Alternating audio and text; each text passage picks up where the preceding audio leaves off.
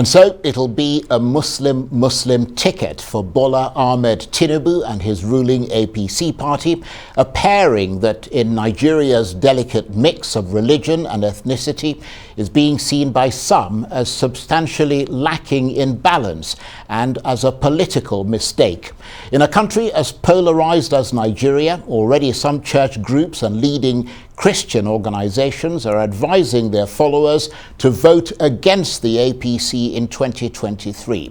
But Mr. Tinubu has defended his choice of Senator Kashim Shettima as his running mate, saying he's competent, has integrity, and can be trusted and relied upon.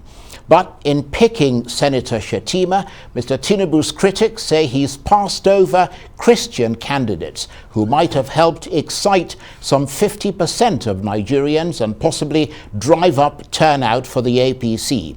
And he's angered some in his own party. One of the leading members of the APC, Barrister Daniel Bwala, has resigned in protest. So is all this fuss justified? And is there a danger now that the APC could lose votes to the other frontline parties who've gone for religious balance in their choice of candidates? Well, for more on this, I'm delighted to say that I'm joined now in the studio by Daniel Bwala, lawyer and member of the UK's Honourable Society of Lincoln's Inn, one of the 4 inns of court in London to which barristers of England and Wales belong. And perhaps more relevantly, Mr. Bwala was until yesterday a ranking member of Nigeria's ruling APC party. Thank you very much indeed for coming in. Thank you for having me. Good evening. No need to ask you what your reaction is to that Muslim ticket, because you were clearly incensed by it and you resigned from the APC. So my question is, what is it about a Muslim ticket that you find to be so utterly odious? Well, thank you for having me. Legally, there is actually no impediment. There is no provision in the Constitution on any extant law restricting or prohibiting the participation of a same faith-based ticket.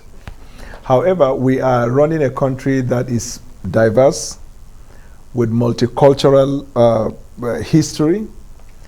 And after the 1969 Civil War, Nigeria was actually fragmented. So after the Civil War, the 1967 to 1970. Correct. 1967 right. to 1970. I think I'm growing old.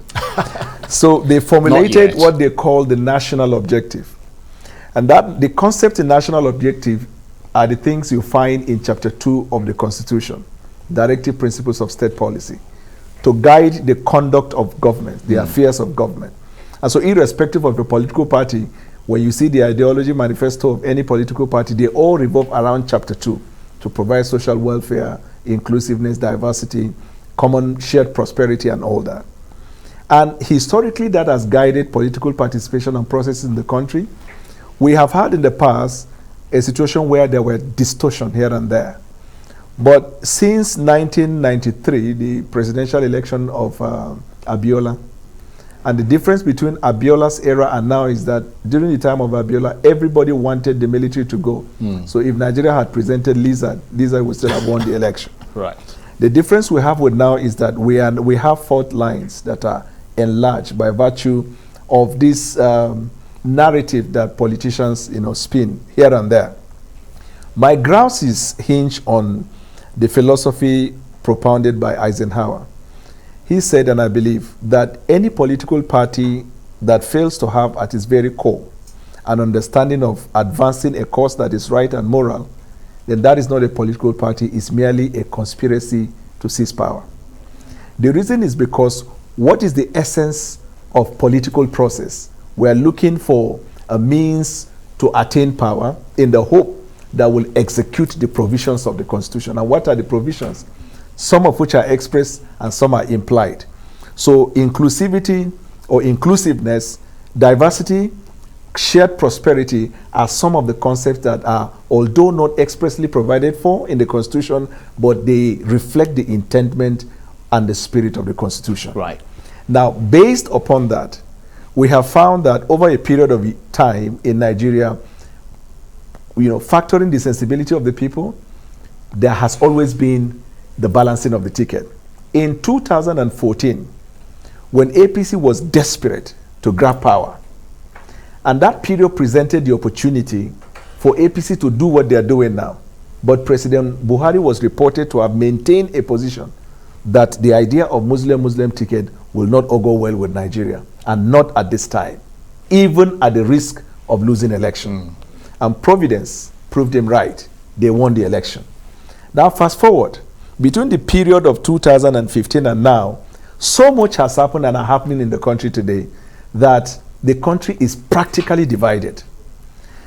Some of the political parties we call mushroom parties have had the sensibility of adopting this principle. Right. So you're surprised that the APC, which is the governing party, the ruling party in Nigeria, would not do the same, basically. Right. You said you were surprised by this move. I mean, was there not some consultation within the APC about this? So at a personal level, I have been involved in the sense that I played a very major role in the support of the emergence of Asiwaju Bola Tinubu when I took a position in his favor and against Professor Yemi Osibanjo.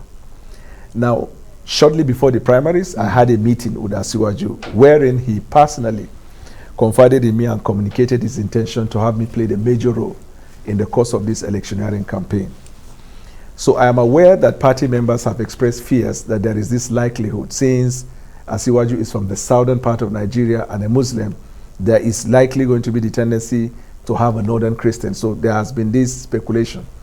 I've had this conversation both with him and two other principal officers of the party at different times, Oshomole, Governor Oshomole, and Speaker Femi Bajabiamila, where I maintain my position, both in terms of facts and permutation, and as well as principle, but fundamentally on principle ground. Why I say I'm surprised is because during this period, there have been reports that, for example, even the president advised that this ticket be balanced. And there are key members of the party who have maintained the same position. And thankfully, majority of our Muslim brothers so sensing that and maintain the same position. So we believe that during this consultation period, that probably Asiwaju is coming to terms with the reality of balancing the ticket. So the decision yesterday came to me as a surprise. And the reason I resigned is simply because if I stayed in the party, I'm going to play a role of a spokesperson. These are facts that are important to me, and they run to the core of my conviction. Since I don't believe in that, if I take up any role for the party, that means I will find myself advocating what I don't believe in. Well, I think a lot of people will be very respectful of what you've done because you've done it on principle. But are you a lone wolf in the strength of your opposition to this APC Muslim ticket? Because we're not seeing even so much of a trickle of people resigning as you did. Right. So, for example, I have read today Senator Alimodu Sheriff had expressed his intention to resign, join the PDP, and ensure that he delivers Borno State for PDP, to just communicate the message that the running mate to Asiwaju is a paperweight politician. They have their own domestic issues there. I am aware by privilege of key people in the party that are resigning in the coming days, and out of respect I will not want to mention their names. There have been agitations by different groups. I'm talking of people within the party. I'm not particularly perturbed by external agitation like from Khan and others, because one can easily dismiss that and say they are not part of the party, so they don't know that. But we know what's up in the party, and so I am acutely aware. And probably by the next time you will have me in your studio, it will be clear to the blind. Right. And is this move by the APC likely to deepen the feeling in Nigeria that you're expressing here, the sense of disillusionment among many that they are not represented by the APC in a way that is consistent with the values of unity and progress for all, not some? So if social media is believed to be a platform of freedom of expression, and of course organic way by which people express themselves, then what has happened between yesterday and today is a clear demonstration of the question that you asked, that Nigerians across all levels have expressed their agitation Right. and disappointment over that. But there must be some value that Right. Bola Tinubu and the APC, those who support him in the APC, think they'll get from adopting a Muslim ticket. I mean, what makes this platform potentially valuable to them? Because obviously, the key thing is to win the election, isn't it? Excellent. So even on the evidence of facts and analysis, I can prove to you here, there are some things that we don't just say because it will amount to giving the weapons to the opponent, but I'm no longer in APC, so I have the freedom to say that. Now, I give you an example of what has or is happening in the Northwest. Asiwaju made the decision because he felt if he chose a Christian candidate from the North, the Muslim voters are not likely to vote for him. That is a fallacy and has no evidence to suggest that.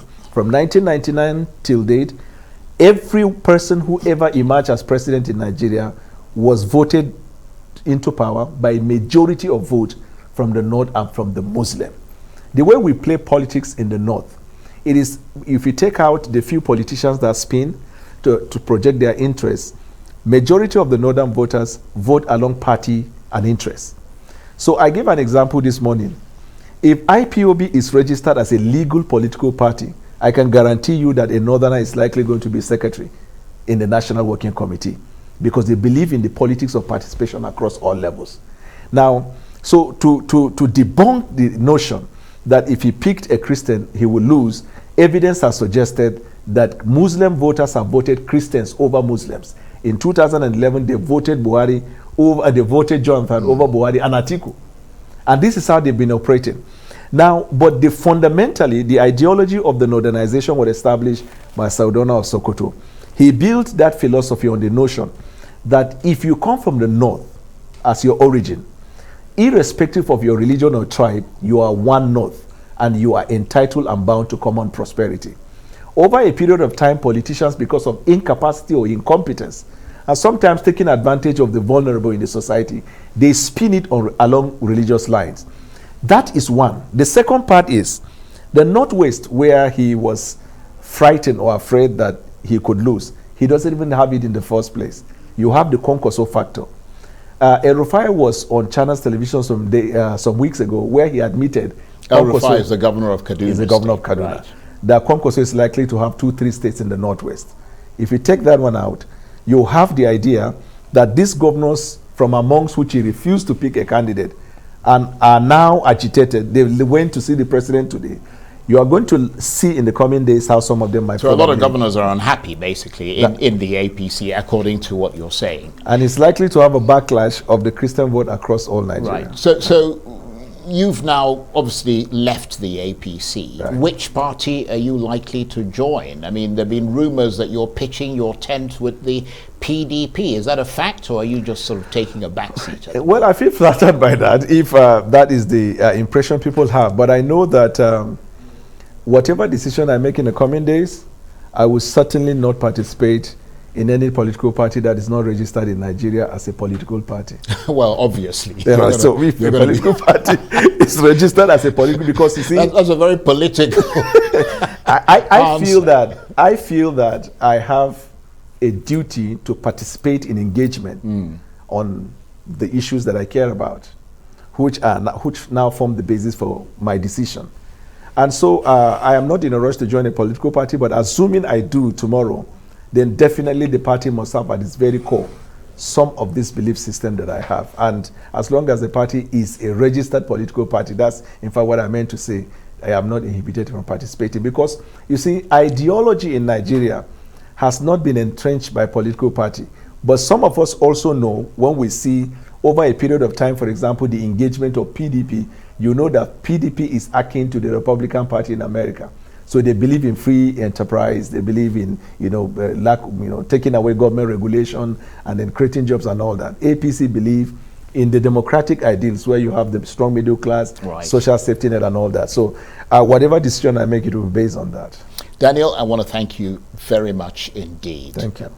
brilliant talking with you. Appreciate Daniel Bwala is a lawyer, and he is also was a ranking member of Nigeria's ruling APC party, and he has just resigned from the party in protest at the Muslim ticket that's been adopted by the APC. Thank you very much indeed. Thank you as always.